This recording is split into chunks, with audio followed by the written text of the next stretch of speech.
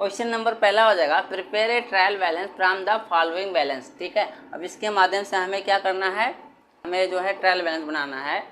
अब देखो trial balance बनाने के लिए जो रूल है, देखो जो एसेट्स होता है और एक्सपेंसेस होता है उसको हम क्या करते हैं डेबिट साइड में लिखते हैं, और जो शेष बचता है उसको हम क्रेडिट साइड में लिखते हैं। ठीक है, और इसके लिए और सिंपल रूल ये है कि अब देखो क्रेडिट साइड के अमाउंट को हम याद कर लेते हैं कि क्रेडिट पक्ष में क्या क्या जाएगी। तो ये जो 8 मदें दी हुई हैं ये जो है क्रेडिट साइड में जाएंगी, इसको आप याद कर लीजिए। और उसके बाद में इसी को छाड़ के क्रेडिट साइड में लिख दीजिए, जो शेष बचता है उसको डेबिट साइड में लिख दीजिए। देखो पहला हो जाएगा सेल्स जो है क्रेडिट पक्ष में जाएगा। उसके बाद में दूसरा हो जाएगा परचेज रिटर्न, ये भी क्रेडिट में जाएगा। तीसरा हो जाएगा कैपिटल, इसको भी क्रेडिट करेंगे। चौथा हो जाएगा बैंक ओवरड्राफ्ट, ये भी क्रेडिट में जाएगा। पे बिल जो है ये भी क्रेडिट में जाएगा, पे बिल जो है वो क्रेडिट में जाएगा, और क्रेडिटर्स को भी क्रेडिट करेंगे। 7 नंबर हो जाएगा प्राप्त डिस्काउंट, कमीशन, इंटरेस्ट और रेंट, ये सब जो है क्रेडिट पक्ष में लिखे जाएंगे। 8 नंबर हो जाएगा आउटस्टैंडिंग एक्सपेंसेस।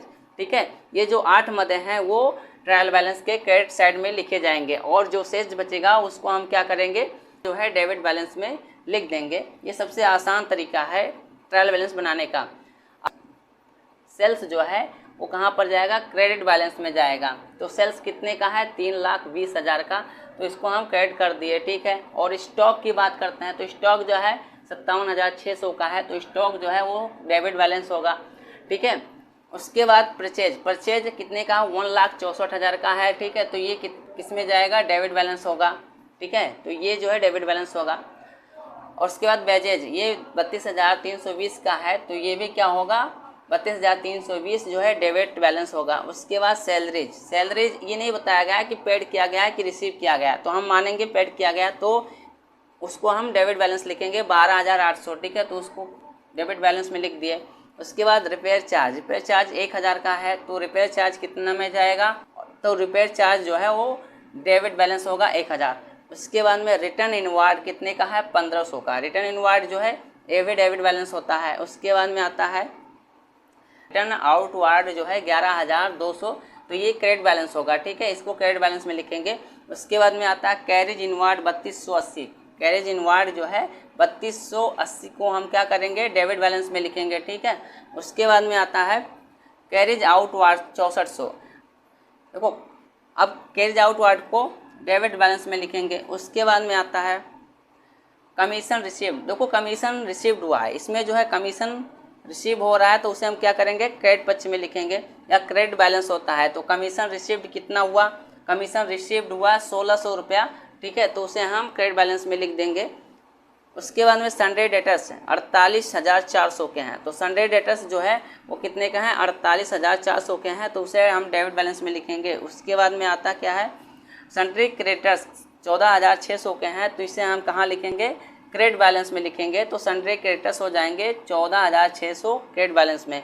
उसके बाद में आता क्या है कैपिटल कितने का है, 1,80,000 का। कैपिटल जो है ये किस में जाएगा, क्रेडिट बैलेंस में जाएगा। यहाँ पर दिया हुआ है क्रेडिट साइड के मध्य में, तो 1,80,000 जो है कैपिटल हो जाएगा। फिर ड्राइंग से 8800, ये हमारा ड्राइंग जो है वो डेबिट बैलेंस होता है, तो ड्राइंग को हम क्या करेंगे डेबिट बैलेंस में लिखेंगे।